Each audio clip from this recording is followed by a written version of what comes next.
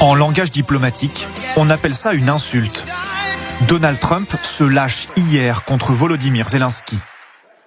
Un dictateur sans élection. Zelensky ferait mieux de se dépêcher, sinon il ne lui restera plus de pays. Il faut qu'il se dépêche. Presque une menace.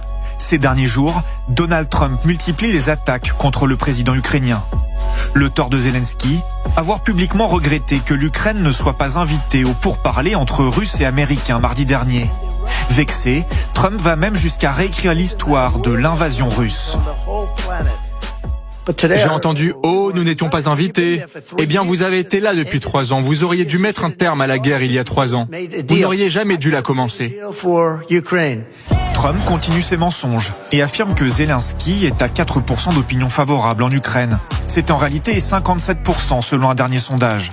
Trump dit également que les États-Unis ont donné 350 milliards de dollars à l'Ukraine. Où est tout l'argent que nous avons donné? Il est parti où?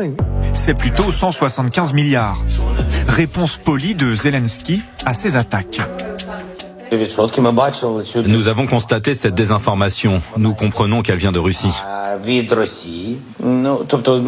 Donc malheureusement, le président Trump, pour qui nous avons un grand respect en tant que dirigeant du peuple américain, que nous respectons beaucoup, qui nous soutient constamment, vit malheureusement dans cet espace de désinformation.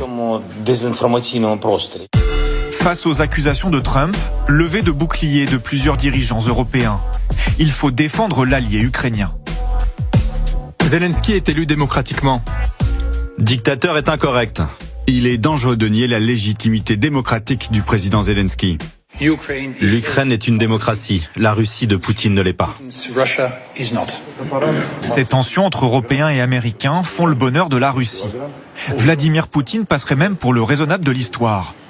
Le dictateur russe défend le président américain. Pour être honnête, je suis surpris de la retenue du nouveau président des États-Unis, Trump, face à ses alliés qui se comportent franchement comme des mufles. Il reste assez intelligent dans son comportement à leur égard, mais il ne les a pas fait taire. Veulent-ils s'asseoir à la table des négociations et servir de médiateur entre la Russie et les États-Unis? Eh bien, probablement pas. Alors pourquoi cette hystérie? Leur hystérie est inappropriée. L'envoyé spécial de Trump, Keith Kellogg, est arrivé à Kiev dans ce contexte tendu. Il rencontre Zelensky aujourd'hui. Lui, l'ancien général, adopte un ton beaucoup plus diplomatique. Nous allons écouter. Nous comprenons la nécessité de garanties de sécurité. C'est important pour la souveraineté de cette nation. Mais cet agacement de Trump pourrait aussi être causé par le refus de